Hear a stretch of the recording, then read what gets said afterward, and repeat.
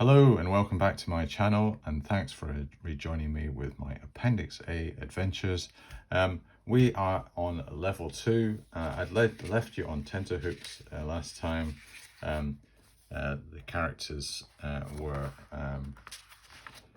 about to enter a room. They're in the rest period. It contained a trap. And this seems to be the theme of this dungeon. Lots of atmosphere, lots of dressing, lots of traps, but nothing really in it. And this is one thing that I maybe just wanted to touch on, because I was contemplating this dilemma, and the fact that we haven't really had any opposition yet. And I thought, well, wonder what I could maybe come up with as a solution to this. If this this kind of dry patch continues, this barren patch, and I thought, well, why don't I do some way of having an organic monster emergence? So I have drafted up what I call my organic monster emergence table. And this is going to be used, almost in a case of red alert, the sort of the final straw if we do not come across rooms or corridors that contain any opposition.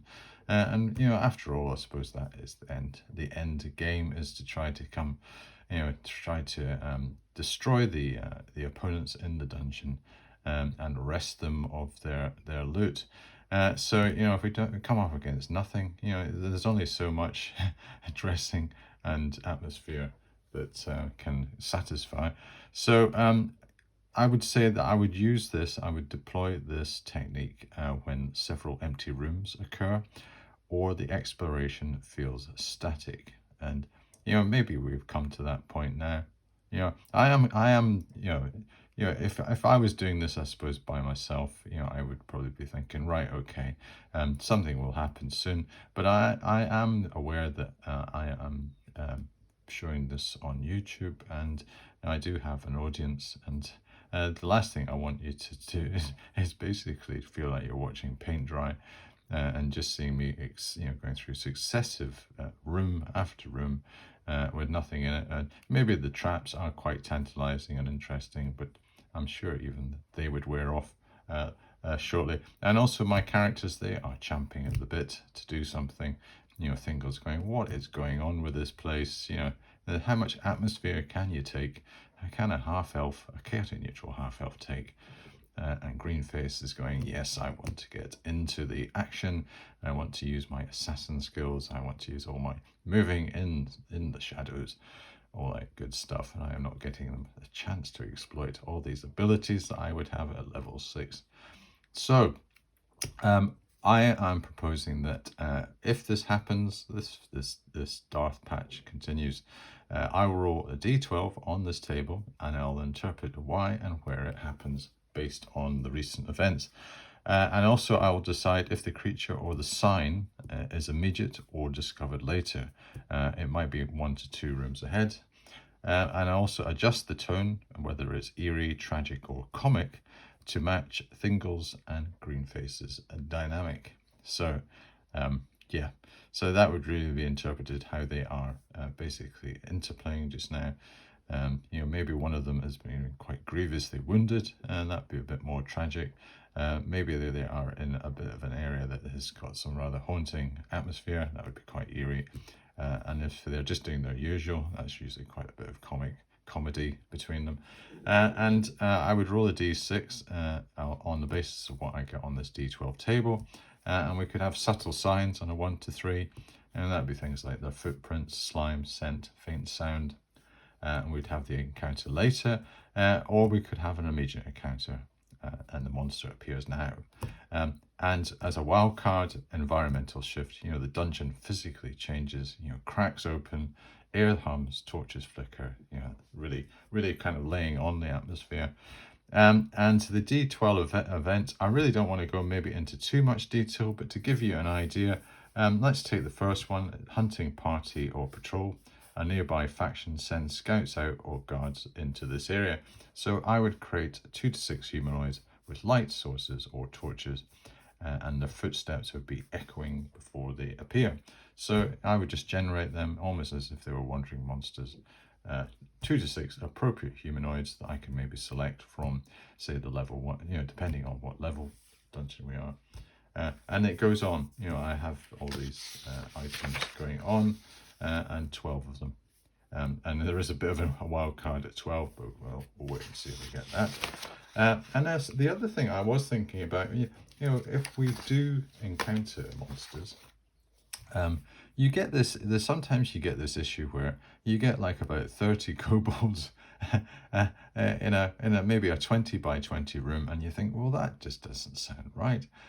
So I thought, well, I'm going to use my density of reference. So per 30 by 30 section, I will have an idea of what is the appropriate number of creatures to have in that room, that area. And if I feel it is too packed and too crammed, so maybe I could take up to 40 kobolds in a 30 by 30 section, but I would classify that as being packed. On average, I would be talking maybe between 15 and 25, which is still a fair number, when you think of it. If this happens and I feel that there's too many in that room, I'm not just going to cut down the numbers arbitrarily. I'm going to use what I call my room expansion table. And this will be used when a single room result feels overcrowded. And I can maybe expand it into other adjoining rooms and whatever.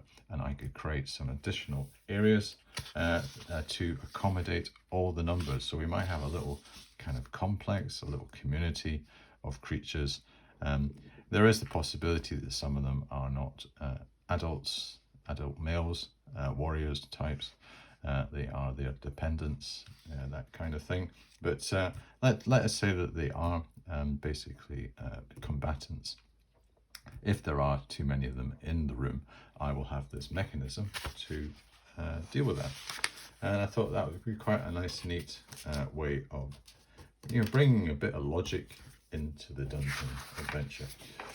So that being said, we are faced with the prospect of a trap in this room, and we are armed with on the basis that we've got our assassin, Greenface the Throat Slitter. He has demonstrated in the past that he is capable of detecting traps. So, and he is a level 6 assassin. That gives him the ability of a level 4 thief. And also he does get a nice little ratio bonus of plus 10%, which is very, very handy. So depending on what the Dungeon Master's Guide throws at us, this will determine whether it is opportune that he manages to detect a trap, or it is beyond the pale. Also, I was studying, interestingly enough, Thingol's spells. And not only has he got these magic user spells, but he has, lo and behold, under cleric spells, find traps. So maybe he gets a bit of a tingle. Thingol gets a tingle. That's what could happen in this room.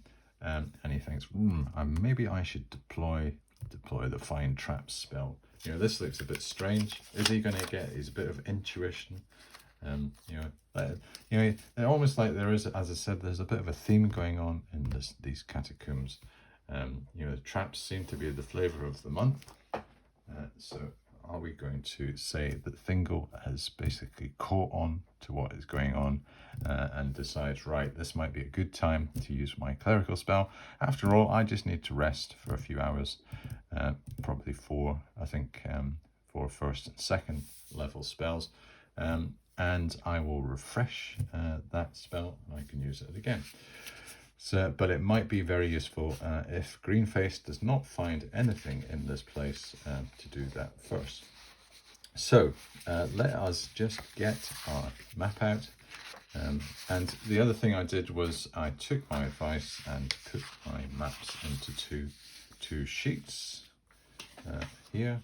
So here's level 1, and I rubbed out all the items here, and I transposed that onto level 2. So let's put level 2 here first. I'll put level 1 up. And also I extrapolated a bit more of a clearer key so that I do have a little coding of where all these little things are. So when we go back into this corridor, which is corridor D, I know there's a slight damp breeze, an earthy smell, which actually we did not check for the intensity of. So that might be something I'll do if we go back into that. And the clean air. And in fact, we are actually because we are on the cusp. Now my memory is coming back. We were on the cusp here, and this is where we had done our rest period, and we had managed to rest, and we did a wandering monster check. So we are actually up on a little ready rec now. We are up to 2. So what I'm going to do is start a new one, and I'll have my little post-it pad here, and I can start jotting down how many turns we are going to be using up. But effectively, we've been 2 hours down this dungeon now, which is some time. Okay, so let's get to the chase, and that will be the definition of what this trap is that we are going to be facing, that we are unaware of at the present because we have not detected it. So we haven't actually entered into this room. However, we did, based on the periodic check, discern a trick or a trap. So this is the moment of decision. This will be the moment when we find out what is the trick and trap that we are going to be getting, and we get an 8. All right, so pit 10 foot deep with spikes, 3 and 6 fall in.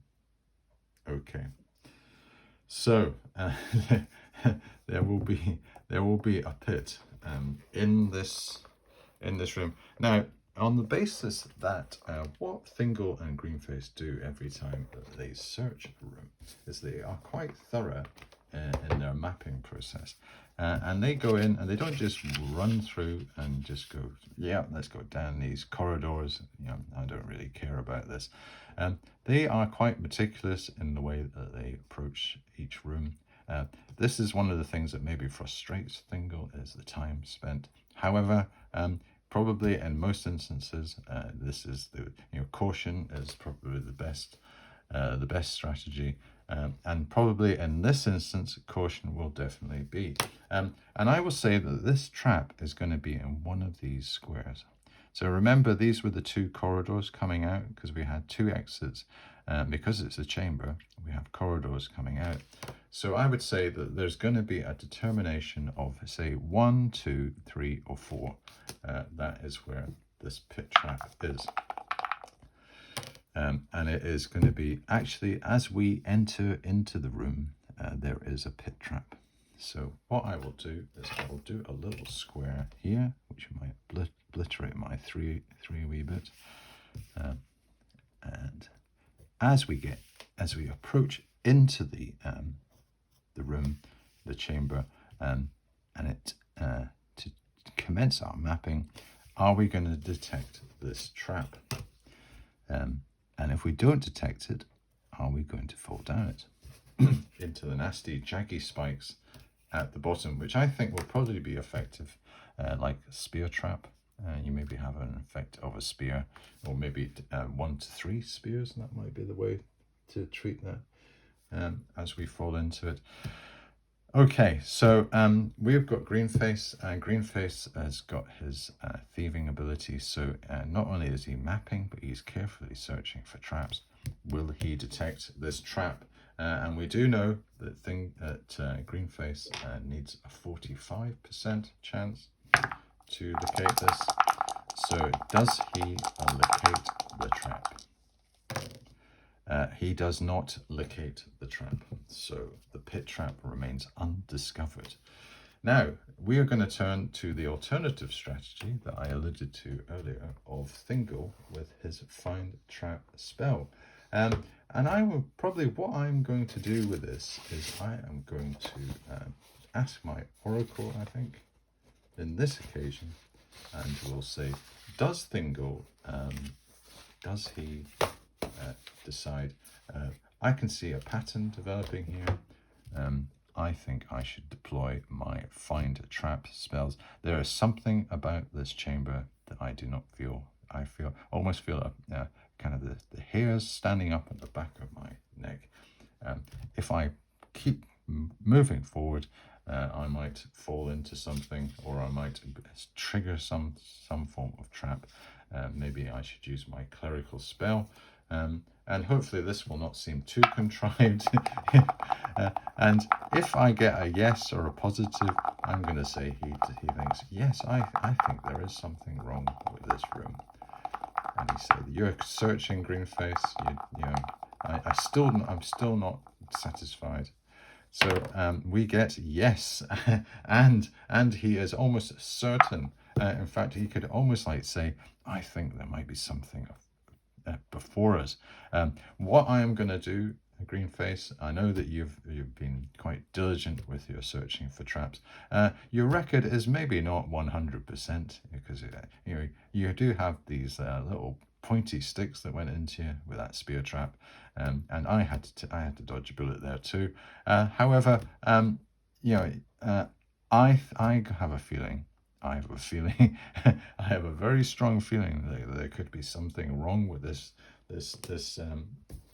this room. And luckily enough, in my little list of clerical spells that I have memorized, and I will just get them to hand again. I'll get my clerical ones. I have what's called find traps. So let's find traps in this. So see what the effect is and what we need to do. So cleric spells. And the cleric spells are quite interesting because they do cover all sorts of stuff. And you think, well, it's just going to be healing and whatever. But, this is quite useful, this. So, find traps, divination. Casting time, 5 segments. So it's virtually, that's not going to take very long. Duration, 3 turns. Area effect, 1 inch path. So, what Thingol will do is he'll just cast the spell before him and say, find us, trap us, or something in Latin. So when a cleric casts a find trap spell, all traps concealed normally or magically of magical or mechanical nature become visible to him or her. Note that this spell is directional and the caster must face the desired direction in order to determine if a trap is laid in a particular direction. Okay, so there was, I suppose, on that basis, if we just look at our little map again, let's say that he was standing here and he'd maybe be facing this way. So potentially if the pit trap had been here and it had been directional, he might not have been able to pick up if the trap had been there. But because the trap is right in front of him, and maybe it's probably going to be one of these loose, the kind of bit of a dodgy flagstone again that is quite thin and you just fall through, and it basically breaks under your foot. And you go down into this pit, this 10-foot pit, with spiky spears or spiky, basically spiky spikes at the bottom. He says, oh, Greenface, through my divination, my clerical spell, I have discerned that before us there is this pit. It is concealed under this very thin flagstone. Can you detect it? And Greenface says, "Oh, this is right in front of my face. I should have just discerned this. I do apologize, Thingol. Well, maybe not, because I don't really apologize for things like that. It's against my alignment, but." I should have spotted it. I am kind of angry with myself. So Greenface looks a wee bit on the embarrassed side. However, we have detected, and the other thing that Thingol can say, well, according to my directional spell, I have not really been able to discern any other traps in this room. So I would say that there's a good chance that there's no more traps in this area. However, use caution, beware when we are coming to map this. We must be extra careful, extra vigilant. So I would say that it might take a little bit longer to do that on that basis.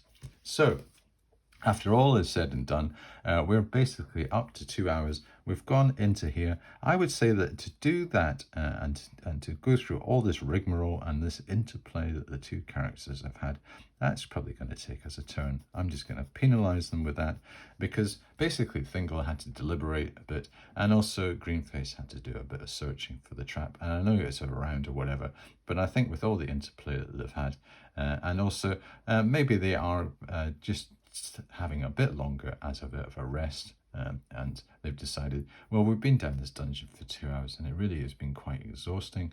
We've had to dodge a few traps, and hey presto, there's another one right in front of us.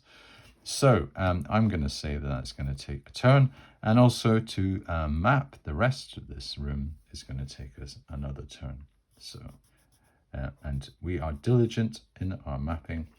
And by the end of that stage, we can also determine whether we are going to have any atmosphere and also any... it is a small room, so we're not going to likely to have a bonus for... It's going to be a 1 to 2 for dressing.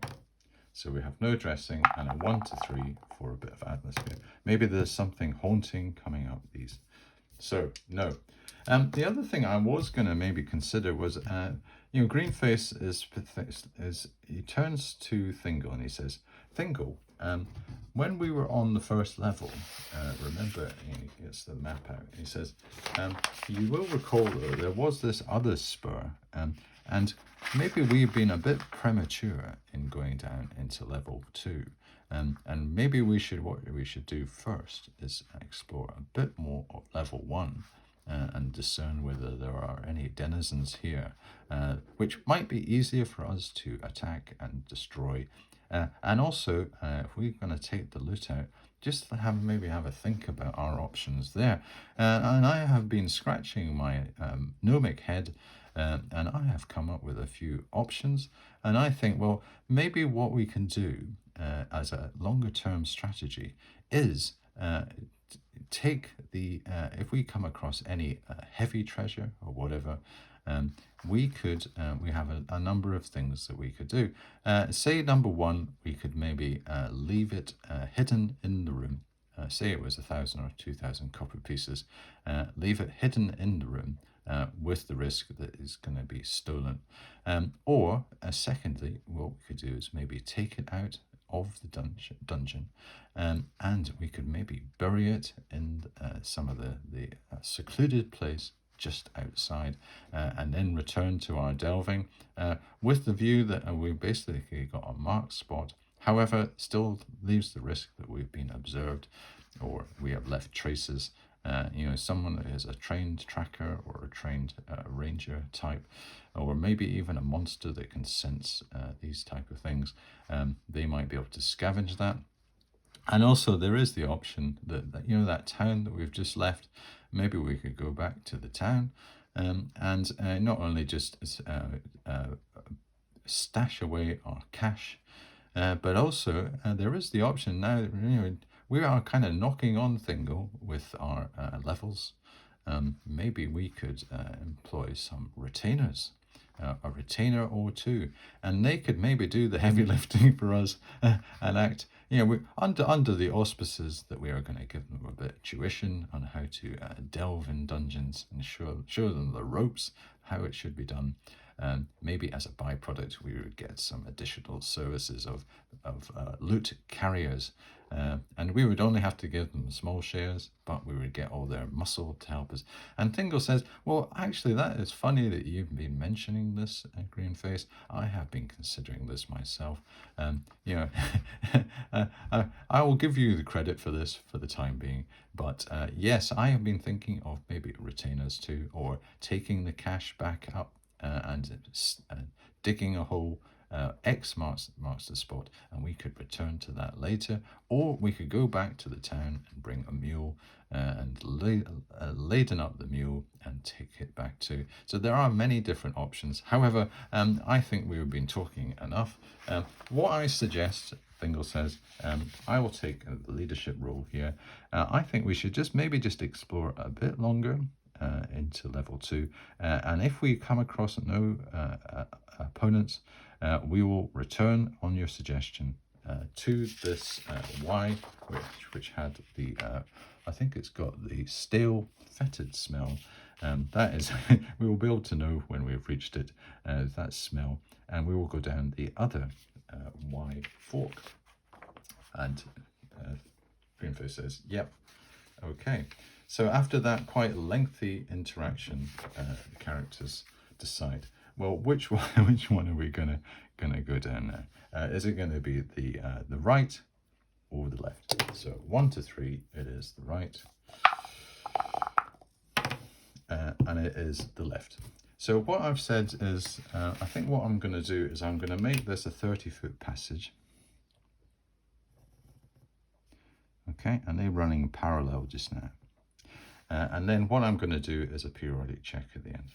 So let us find out what is the result of our periodic check. And hopefully all this kind of banter that we've been doing with the characters, and also me showing you some of these maybe interventions that I can make, is just giving an idea that you know, we're not going to be blighted for too much longer. We will get some things happening. I just don't want to bring it in as a kind of forced thing. I want it to almost be, as I said, a kind of organic happening. So let us find out what we're going to get. We get a 7, and the 7 is the side passage. So let's just find out where the side passage goes. And we've only really got one option, which is a 6. So that's right, 45, it's the 45 degrees ahead. So we're going down, so that our right will be the left because we are coming towards me. There is a side passage, so it is going to be going off this direction, diagonal. So they love, really, the architect of this dungeon must have liked his diagonals. He is into this type of thing. So I'll just do that there, and this will continue for another 30 feet this way.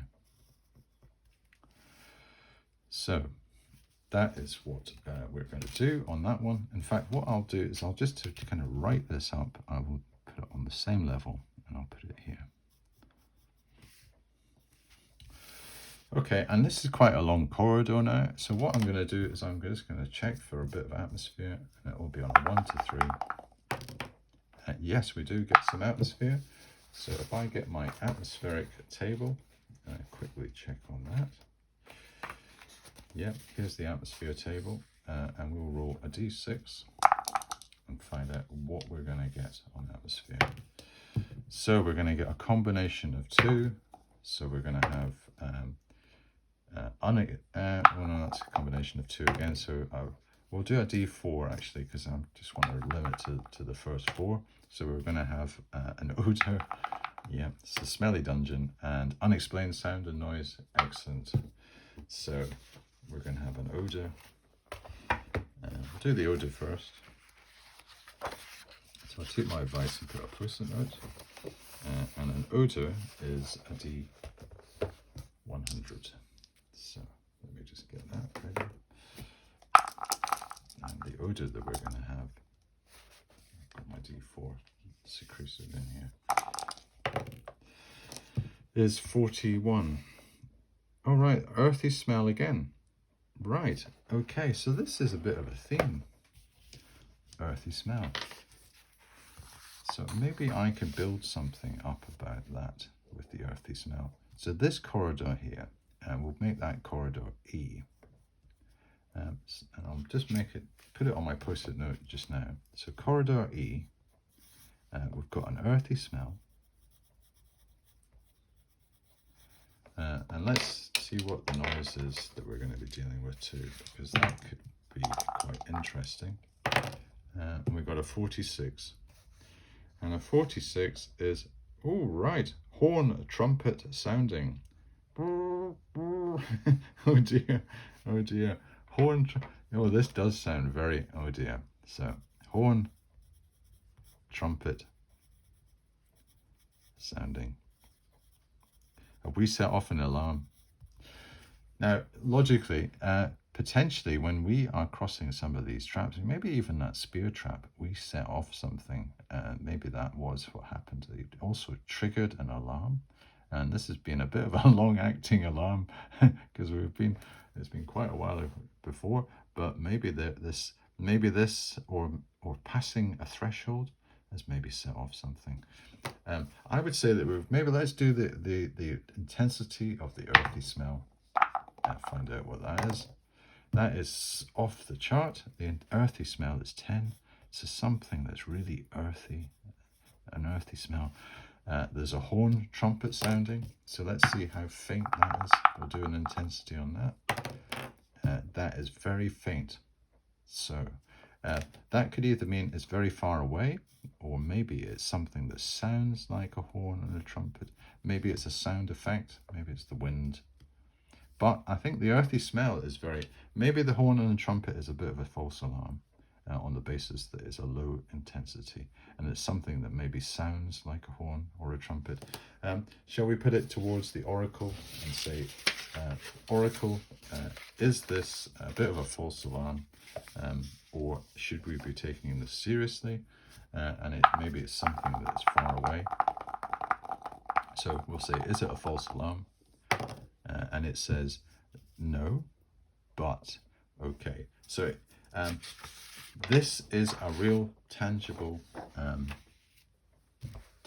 alarm that has been set off. However, I'm going to say that it is far away, and the characters are going to have some time to maybe just get themselves together and almost and give me time as a solo player to basically work out what is going to happen.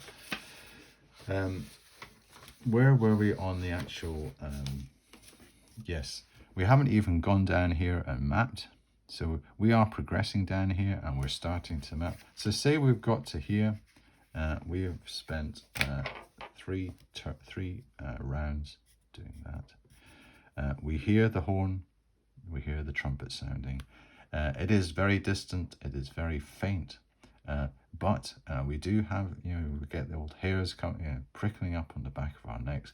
We think, I think this isn't a drill. This is the real thing. And my goodness, this almost overpowering, this earthy smell. Maybe some of these corridors are almost like turning into, they're being almost like turning into tunnels. And almost like going, could this be something to do with rats? Maybe even were-rats, potentially. Would they use horns?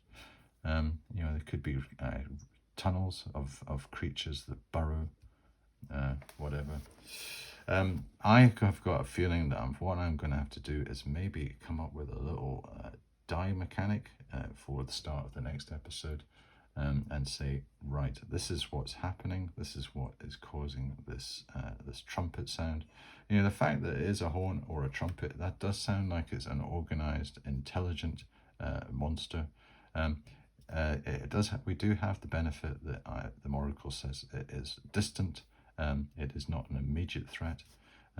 But let's maybe just have a quick check of what on the actual Dungeon Master's Guide we could check for monsters. I think what I will do is actually, because the oracle has stated that the horn and the trumpet is to do with a monster encounter, I'm going to almost treat this as a wandering monster. And what we're going to do is we're just going to do the check that we would do if we were at level 2. And determine what level of monster we are talking about, or what table to check on. And then I can view the monsters on that and see whether they would be appropriate. I think that's the best way to do. So on a level 2, we are going to get a 16. And on level 2, 16 means it is a level 2 monster that we will consult. So the level 2 monsters are here. And some of these might be also appropriate to the earthy smell too. Troglodytes, do you think they might have something to do with it? 2 to 8 of them. could be coming. Would they use a horn? Potentially. Yeah. Okay, well, I think what we're going to do is just roll a percentage dice and find out what is the distant horn monster originator in this dungeon. We're going to get a 48, and a 48 is rat giant. Well, I would say that if it hadn't been the horn and whatever, I would have said the giant rats would have been quite appropriate because of the earthy smell, and they would be, you know, attached with maybe tunnels that they have gnawed through, maybe burrowed. However, I think I'm going to do a bit of an override and say, actually, they are probably inappropriate, and what I'm looking for is more a social type monster, an intelligent monster. So let us see whether we can get 78. And a 78 is a toad, a giant. Would that have a horn? Yes, I think I'm really going to have to check on what our options are. So it's not going to be a giant badger. It's not going to be a giant centipede. A character? A chance? A lemur? I don't think that would use a horn. A gnoll would. So it's probably going to be either a gnoll. It's not going to be one of these. It's not going to be a shrieker or a sturge. It's either going to be a gnoll or a troglodyte. And the chances of getting a gnoll is 6, and the chances of getting a troglodyte is 12 at this level. So I would say that is a total of 18. So say maybe the gnoll is biased. Yes, it is a 2/3 chance that we will get the troglodyte. So on a 1 to 4, it's going to be troglodytes, and on a 5 to 6, it's going to be the gnolls. So this is me linking up the horn with the appropriate monster. So it's actually going to be gnolls, right? So we've got the hyena folk. I haven't had a gnoll encounter in my modern playing of AD&D before, so this is really quite exciting. I think the nearest we got was when my AD&D characters were traveling through the northern marches, and they actually heard gnolls in the distance, you know, yelping or doing something. So we're going to have 4 to 10. So that is a D. What is that? Is that a D? A D3 plus 6.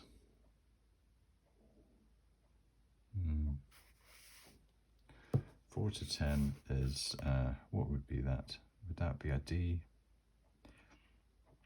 3 plus a D. Is it 3 plus a D6? No, it can't be. 4 plus a D6. Oh, I just noticed my battery was getting low. I hadn't put in my charger. But I think what I'm just going to do, I'm going to do a D8 plus 2. And then we're going to have a minimum of 4. I think that's probably, I can't actually work out in my head. My brain isn't working this morning. So we're going to have 2. So that is 9 gnolls that we are going to be facing. Okay, right. I think I've maybe done it enough for today. But this is the situation for the characters. They have successfully negotiated this trap. They have not detected it through normal means. They have had to use Thingol's divination, his clerical skills, his spell ability, and call on his deity to help. They have, as a consequence of moving down this passage, come across either triggered an alarm, or an alarm has been set off somehow, maybe some of their previous delving, and in the distance they are hearing a horn. Is this targeted towards them? Will these gnolls be triangulating on their position? Are they going to, what direction are they going to be coming? Are they going to be coming from up here, this direction, or one of these other side passages? We will find out in the next expedition, the next episode. You know, the gnolls, when you look at them, they are quite tough opponents, and I would say that you know, 9 is quite a number for our characters to be taking on. So the fact that we've got a bit of forewarning we might be in a position where we can actually surprise these creatures and get a bit of an advantage on them. Let us find out in the next episode. Okay, well, thank you very much for watching this one, and I'll see you next time.